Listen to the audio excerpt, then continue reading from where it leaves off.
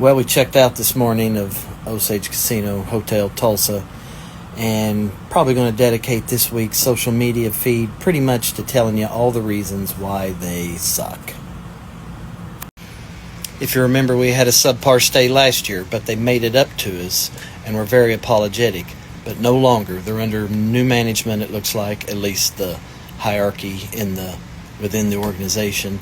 And I mean, they're trying to make changes, it looks like. I don't know what their master plan is, but I'm going to tell you what's going on right now. First of all, we basically got penalized for making our reservations a month ago.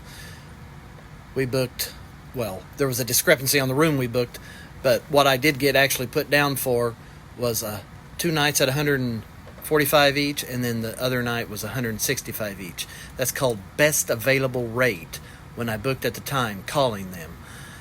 Well, you could have walked in yesterday and gotten the same room for $105, and they didn't even have the decency to shave off some of that difference for me. I know they're not legally required to, but they could have out of goodwill after all the other problems we were having. See, back on May 7th, I called. I made reservations for a patio-level room. I was told they weren't ready yet. They wouldn't be ready till June 1st. So we booked the stay starting on June 1st. Well, we get there, and patio rooms are still under construction. Now, we look back at my reservation email booking from them, and the geriatric reservation taker, who probably forgot to take her Aricept that day, did not get patio written on there. She booked me in a standard double queen, and so that's all they gave me. And that was the first point of contention upon our stay. So after complaining at all levels of the organization, I found the top guy, but he bumped it down to the hotel manager to leave it up to what he would do for me.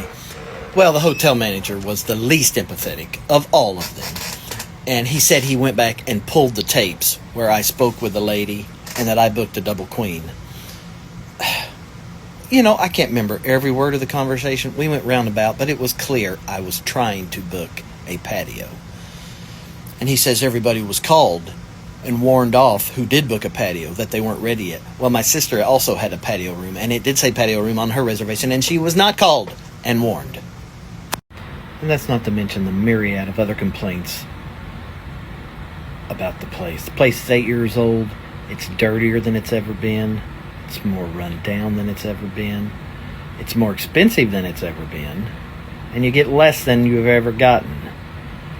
Every single carpet, I would wager, in every single room has ground-in marshmallow treat stains, because that's the stupid welcome gift they give you at the check-in. Remember the good old days pre-COVID when all the casinos had free fountain drinks? You could serve yourself, and coffee. Well, the others have brought that back, at least Hard Rock and River Spirit. Not Osage. Not Osage. I only recently learned you can go to the bar and just ask for a Coke, and he'll do it out of the tap there. Other than that, they put free bottles of water on the bar that you can get. Doesn't sound all that environmentally friendly, though. They are going through a lot of plastic bottles. And get this, out at the pool bar, even though the water's free inside, the very apologetic waitress at the pool bar said they're going to have to start charging for bottles of water out there at $4 each.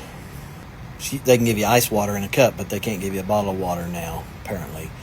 But as with everything, and every year out there, the rules are ambiguous. They're haphazardly enforced. They're ever-changing. You know, you never know what you're going to get when you go there. And speaking of the pool bar, the pool area, that's why we go there, because it's the most kid-friendly pool in town.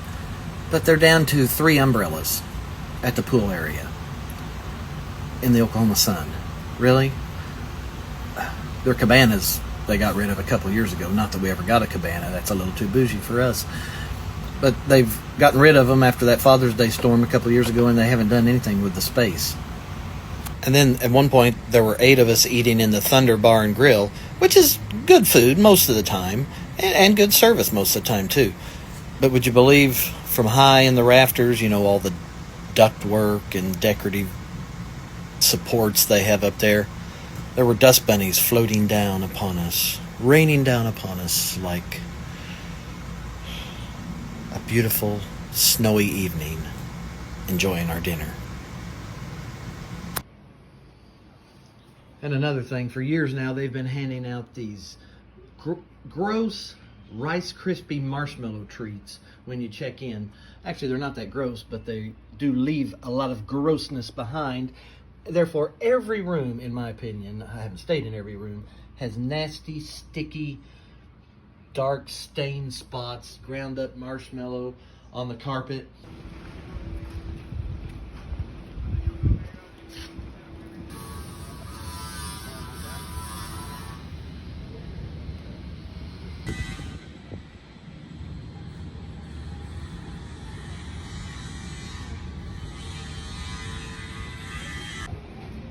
And the comedy of errors continues. Try and enjoy our last day here as much as we can.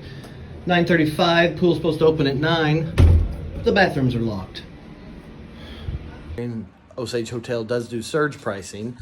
We're paying $145, $165 for a piddly double queen room. I guess they have a big convention here. They have a shortage of rooms.